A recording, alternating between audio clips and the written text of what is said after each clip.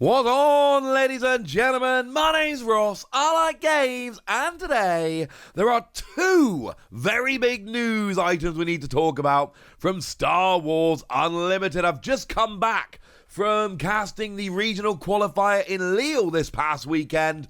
It was awesome, and we're going to start off. We're going to talk about the new convention promos in a minute, because they're awesome.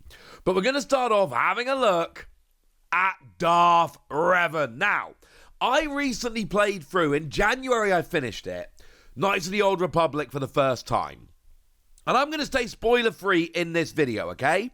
But my advice to you guys, if you haven't played Knights of the Old Republic, and you really should have, but if you haven't played Knights of the Old Republic, do so now. I think spoilers are going to be harder to avoid if you're a fan of Star Wars Unlimited. So, what do we got from Darth Revan? We got a new leader, and there's several things about this which are ridiculously interesting.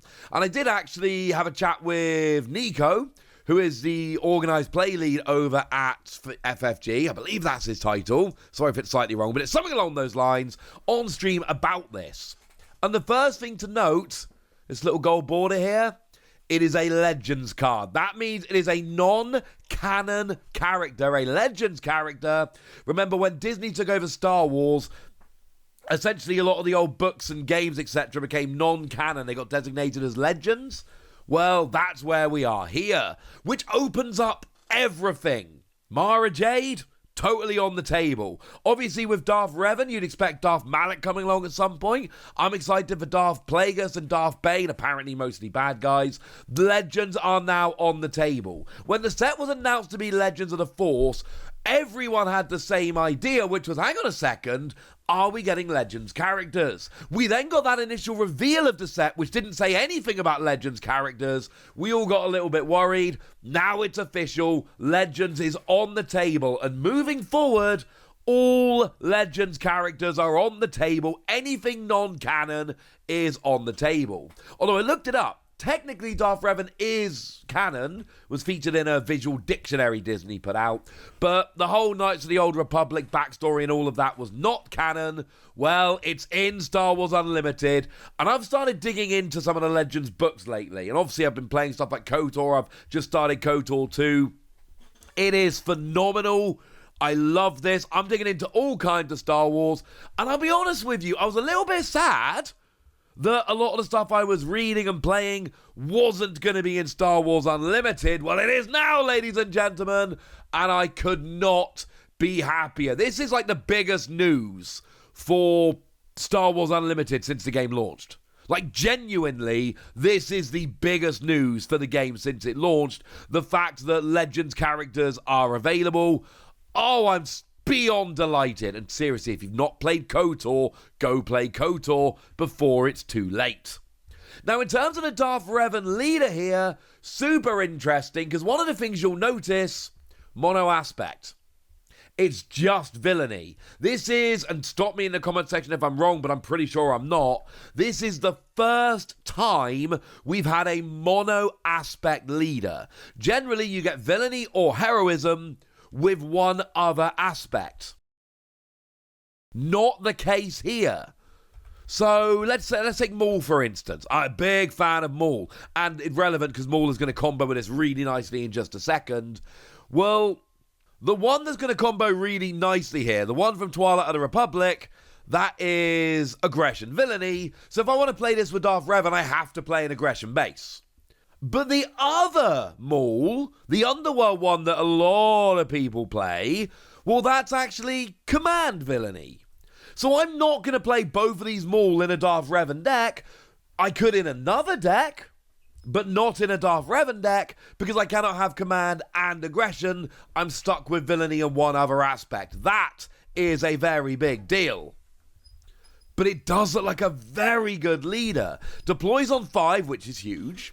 And when you're undeployed, you have a skill whereby when a friendly unit attacks and defeats a unit, you may exhaust this leader to give an experience token to that friendly unit. So basically, every time, well, once per turn at least, when you defeat a unit, you get more powerful. You defeat a unit most turns. Most turns you're going to get an experience token, and all you have to do is rest your leader. That, it doesn't really matter. All you're doing is resting to get the experience token. There's no paying for this or any other downside, no discarding cards or any of that. You just get an experience token. It deploys on 5, and when it does, you've got a free 6 unit with Restore 1, which is good. And when a friendly unit attacks and defeats a unit, you may give an experience token to that friendly unit. And when you've deployed, there's no limiting factor here. You don't have to exhaust it. You don't have to do anything. It's not once per turn. You could, in theory, get 6, 7, 8, 9 experience tokens a turn if you had enough units doing enough defeating here. And this is where the combo with Maul comes in, because Maul says this unit can attack 2 units instead of 1. Well, if you attack and defeat 2 units, yes, you get an experience token for each one. Surely that's got to be the ruling, right? Love it. Huge fan. I don't know if Darth Revan's going to be good, but I'm absolutely telling you I'm going to be playing it. And seriously, I cannot overstate how awesome it is that Legends characters and Legends stuff is now on the table for Star Wars Unlimited. Just a gigantic fan of this. But it's not the only thing that's been revealed that we need to have a talk about. We have got the convention exclusive set for 2025. It comes in a lovely R2-D2 box, and that is very fitting because it's all droid related. Now, these are all reprints, no mechanically unique cards here, which for the record is good. I love this. I do not want mechanically unique cards as convention exclusives. That would be a nightmare. That's a bad thing. We don't want this. So the idea that we can just have these cards and they're cool and they're lovely and they all have got the same kind of, well, they honestly look like a visual dictionary or a manual style. I love the style here. I need to get hold of these ones. But it's lovely that we're getting them. So we have the R2. Now, this is the R2 from Jump to Lightspeed.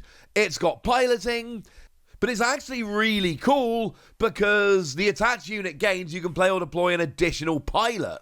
So essentially, you can have R2 and still have another pilot as well. Plus, it's a 1-cost, 1/4 ground unit if you like. This is a very nice card that has actually seen a significant amount of play. This is extremely cool. Now, for me, no argument here. BB-8. I adore BB-8. BB-8 and Poe Dameron are my favourite characters from the sequel trilogy. Huge fan of BB-8. And, I should actually have mentioned, the R2 can deploy as a pilot for 0, which is nuts. BB-8, we've got piloting again. It's a 1/4 on the ground. But when you play it as an upgrade, you may pay 2 to ready a resistance unit. Now, I like this, and I love the fact you can have a really good resistance unit and ready it to use again. The reality is not really seeing much play right now. That's not the point. This is very, very cool. Now, we have an L337 coming in. Now, there is an L337 that does see a lot of play. It's not this one.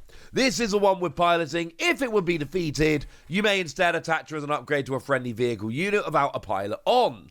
So you can play it with piloting, but a lot of the time here, what you really want to do is play it as a free cost, free, and then when it will be defeated, it becomes a +3/+3 pilot. The other L337 sees a lot of play. This one, far less so, but that doesn't mean it's not cool.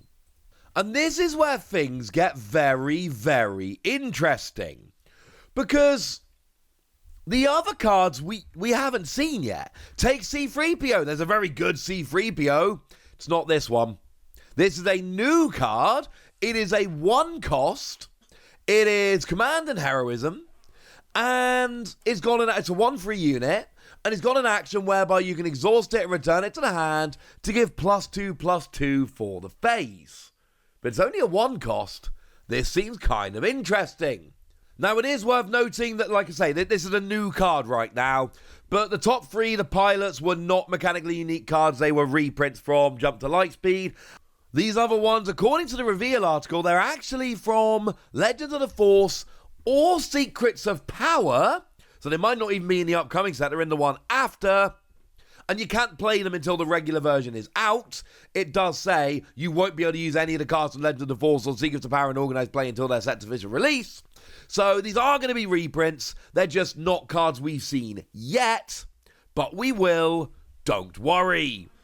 We've got BD1, and as a side note, BD1 basically tells us we're getting Cal in the set.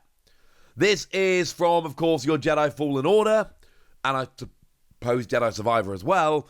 But yeah, this is from those video games, so make no mistake about it, we're going to be getting other cards from those games. We have to be in Cal. Cal is confirmed at this point. I'm not ready to say it's going to be a leader, although I very much believe it will be. But yeah, we're good. We've got a 1-cost, 1-free Cunning and Heroism. They're all Heroism, I should say. We've got that new hidden keyword skill. Gives it protection on the turn you play it. And when played, you choose another friendly unit. And while it's in play, the chosen unit gets +1 power and Saboteur. So for the whole time it's in play, that buff is out there. And then we got Chopper. It is a 2-cost Aggression Heroism, 4-1 stat line. Also 4-1 stat line. Cool. And when it deals combat damage to a base, each player discards a card from their hand. That is you and your opponent. But of course, if you've got better draw power, that's going to be fine. You can plan for this better than your opponent. And also, if you're not willing to give up a card, you can just not do that. Whereas your opponent doesn't have that same choice. So 3 pilots being reprinted, and then 3 brand new cards we've never seen before. They look stunning. I want to pick this up. I'm sure you do as well. But the combination here of the ridiculous convention exclusives and confirmation of having Legends with Darth Revan being the first card shown. Oh, I'm absolutely delighted. It's absolutely phenomenal. So there we go. I told you we had big Star Wars Unlimited news. And I delivered, so now it's over to you guys. Tell me what you think about Darth Revan. Tell me what you think about Legends characters. Tell me which Legends characters you want. Tell me how much you love these new droid promos. Go nuts in the comment section, but be nice! And then make sure you like this video, subscribe to this channel, follow me on Twitter at the Wasi. That's where we talk about Star Wars Unlimited and a bunch of other card games. And please do consider checking out patreon.com/PTCG Radio, where you can support the channel, get some bonus podcasts, join a Discord, and all kinds of fun things. But by far the most important thing as always, look after yourselves till next time, would ya? Thank you very much for watching. My name's Ross, and you've been watching Wasi Plays.